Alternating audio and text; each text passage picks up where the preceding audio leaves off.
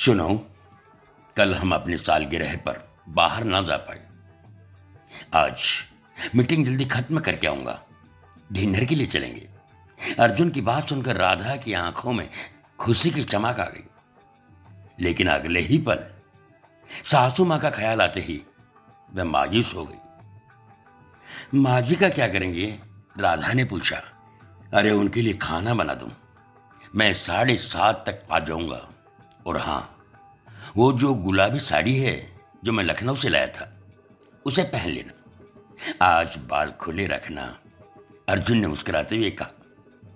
राधा शर्माते हुए रसोई में चली गई, लेकिन फिर से उसे याद आया तो बाहर आकर सासू माँ को बता दिया कि वे दोनों रात के खाने के लिए बाहर जा रहे हैं। सासू माँ बिना कुछ बोले पड़ोस में चली गई और राधा 1.5 घंटे तक घर के काम निपटाकर तैयार होती रही। गाड़ी का हॉर्न सुनकर राधा दौड़ती हुई बाहर आई। अर्जुन हाथों में उसके पसंदीदा दिल वाले लाल गुब्बारे लिए मुस्कुरा रहा था। राधा बच्चे की तरह भागकर उससे लिपट गई। अर्जुन को याद आया कि कल रात वो कैसे नाराज होकर सोई थी और सुबह भी मुंह फुलाया हुआ था। राधा में दुनियादारी की कम समझ थी और बचपना ज्यादा था। उसी पर तो वह फिदा था। अच्छा चलो, तुम तैयार ही हो, मैं जल्दी से फ्रेश हो लेता हूं। माँ कहाँ है? उन्होंने खाना खा लिया? अर्जुन ने पूछा। हाँ चलिए, राधा ने मुस्कुराते हुए कहा।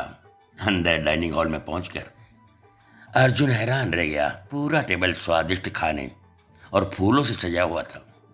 किनारे पर पापा और माँ की शादी की एक पुरानी तस्वीर रखी थी और बीच में कुछ मोमबत्तियां जल रही थी।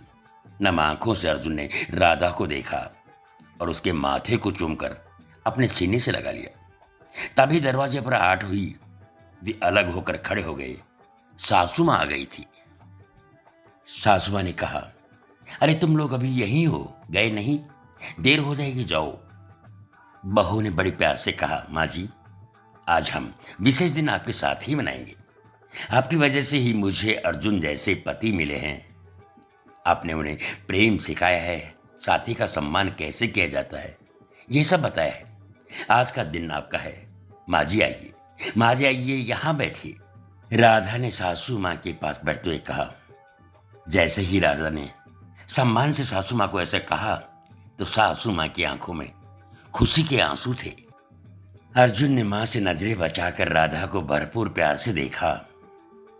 उसकी आंखों में राधा के लिए जो प्रेम और सम्मान था, उसकी आंखों में जो राधा के लिए सम्मान और प्रेम था, वैसी और अमिट था, जन्मों जन्मों तक समाप्त न होने वाला था। तभी राधा ने झुककर अर्जुन के पैर छू लिए। दोस्तों, अपने बड़ों का सम्मान करेंगे तो वो सदैव आपको आशीर्वाद देते रहेंगे।